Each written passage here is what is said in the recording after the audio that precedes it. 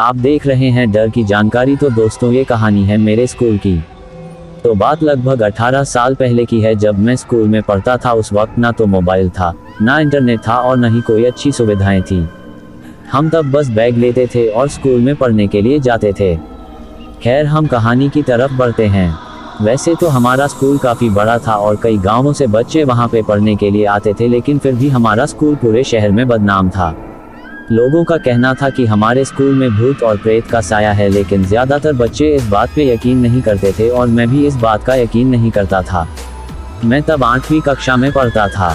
उस वक्त मेरी दादी मुझे हर रोज़ अच्छी अच्छी कहानियाँ सुनाई करती थी। उन कहानियों में कई भूतों के किस्से भी थे, लेकिन मैं उसे बस मनोरंजन के लिए सुनता था। एक दिन ऐसे ही दादी ने मुझे मेरे स्कूल की कहानी बताई थी।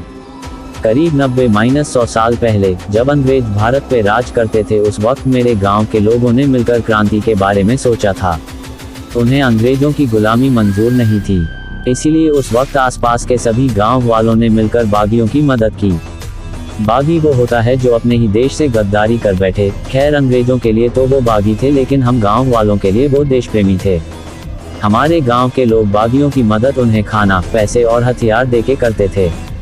लेकिन वो कहते हैं ना कि एक बात ज़्यादा वक्त तक छुपी नहीं रह सकती, इसीलिए एक दिन हमारे ही गांव के एक आदमी ने अंग्रेजों को ये बात बताई।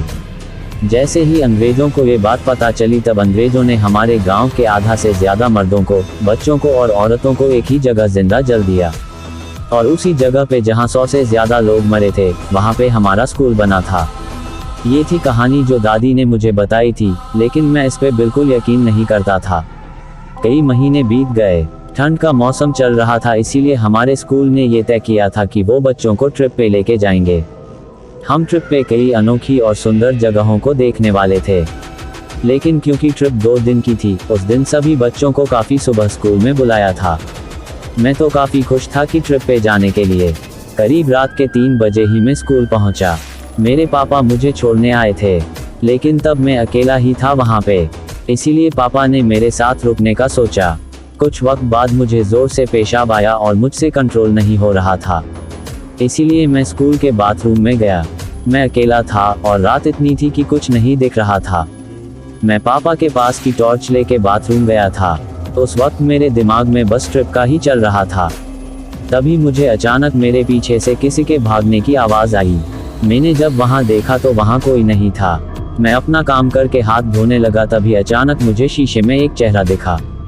वो चेहरा बहुत जला हुआ था, बिल्कुल ऐसे कि जैसे वो परछाई मेरे पीछे ही खड़ी थी। वो परछाई शीशे में देखते ही मैंने ज़ोरों से चिल्लाते हुए अपनी आंखें बंद कर ली। कुछ वक्त बाद मैंने जब आंखें खोली तो वहाँ पे कोई भी नहीं था। मेरा दिल ज़ोरों से धड़क रहा था और तभी मुझे दादी ने बताई हुई कहानी याद आ गई। मैं डर के मारे टॉर्च लेके भागने लगा, लेकिन तभी मेरी टॉर्च अचानक बंद हो गई और मुझे आगे का कुछ भी नहीं दिख रहा था। हर तरफ बस घना अंधेरा था। मैं उस वक्त अपने आसपास कई लोगों को महसूस कर पा रहा था। ऐसे लग रहा था कि जैसे मुझे कोई देख रहा हो, लेकिन मैं जैसे तैसे डरते हुए अंधेरे में आगे बढ़ रहा था। मैं सामने तो बिल्कुल नहीं देख रहा था, बस नीचे देखते हुए आगे बढ़ रहा था।